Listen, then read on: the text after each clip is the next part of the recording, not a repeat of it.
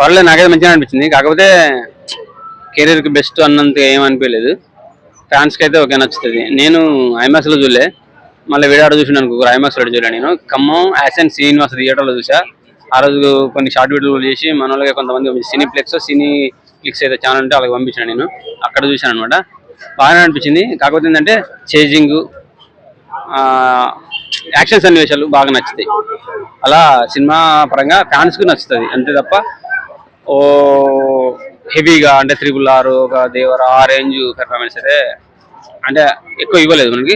మళ్ళీ ఒకటి second half వచ్చేసరికి ఏంటంటే మనకు ఒక సలార్ లాంటిది గుర్తు వచ్చేస్తుంది. అటువంటి బాండింగ్ చూపించారు ఇద్దరి మధ్య, ఒక ఫ్రెండ్షిప్ ఉంటుంది, ఆ బాండింగ్ చూపించారు. కొంచెం ఎమోషనల్ గా కనెక్ట్ అవుతాము. సినిమాలను అయితే నేను ఫస్ట్ టైం ఒక దగ్గర 25-30 ఇయర్స్ మ్యాక్సిమం 30 ఇయర్స్ తర్వాత ఆసియన్ అప్పుడు శ్రీనివాసన్ ఉండే, ఇప్పుడు ఆసియన్ శ్రీనివాస్ అయింది ఖమ్మంలో. అక్కడ చూశాను.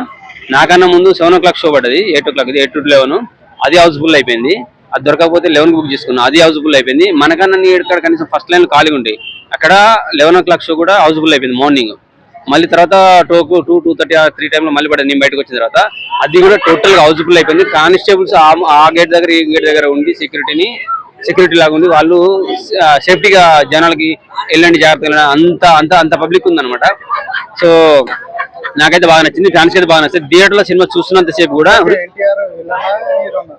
విలన్ కాదు, హీరో కాదు, అవన్నీ సీక్రెట్స్ అని చెప్పకూడదు. విలన్ కాదు, హీరో కాదు, ఒక ఇద్దరు ఫ్రెండ్షిప్. ఆయన చేసే పని ఈయన నచ్చదు, ఈయన చేసే పని ఆయనకి నచ్చదు. సో ఏదైతే ఒక విధంగా ఒక దేశానికి బాగా సపోర్ట్ గా దొరకాలని అనుకుంటా ఉంటారు.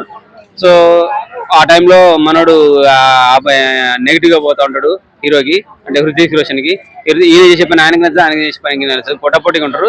ఇద్దరి పెర్ఫార్మెన్స్ చాలా బాగా అనిపించింది. నాకు బాగా నచ్చింది ఏంటంటే యాక్షన్ సన్నివేశాలు బాగా అనిపించేస్తాయి. ఆ టైంలో వచ్చే బీజం మస్తు అనిపించేస్తుంది. ఫ్యాన్స్ అయితే నేను ఆడ సినిమా చూసిన ఆసియన్ శ్రీనివాసలో ఖమ్మంలో సినిమా చూసినప్పుడు అయితే ఫ్యాన్స్ హృతిక్ రోషన్ వస్తే తిడుతున్నారు, అరే తొందరగా నువ్వు వెళ్ళిపోరా, ఎన్టీఆర్ కావాలని తెలుసు. ఎన్టీఆర్ కోసం ఎంత ఎదురు చూసారో ఒకసారి అర్థం చేసుకోండి.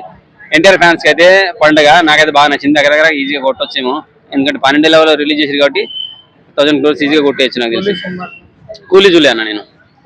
సో అదొకటే చూశాను. అక్కడ ఉండడం వల్ల ఈడుంటే 2 చూస్తాను, కానీ మార్నింగ్ ఒకటి ఈవినింగ్ ఒకటి అక్కడ ఉన్నాను. మళ్ళీ లాంగ్ వెళ్ళాలి, 30 kilometers లాంగ్ వెళ్ళాలి కాబట్టి ఎన్టీఆర్ సినిమా ఒకటి చూసాను, వార్ 2 ఒకటి చూసా.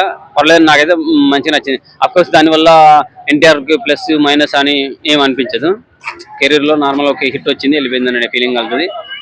బాలీవుడ్ లో వెళ్ళి మనోడు తన కెరీర్ అనవసరంగా నాశనం చేసుకున్నాడు అలా ఏమనిపించదు. సో దానివల్ల మనోడి కెరీర్ ప్లస్ అయింది, ఎందుకంటే ఆల్రెడీ హిట్లు ఫ్లాప్లు చూశాడు, అన్ని చూశాడు. సో దాంట్లో ఇది ఒక హిట్ అంతే తప్ప ఎన్టీఆర్ కెరీర్ కి బిగ్గెస్ట్ హిట్ అన్నంత హిట్ అయితే ఏం లేదు.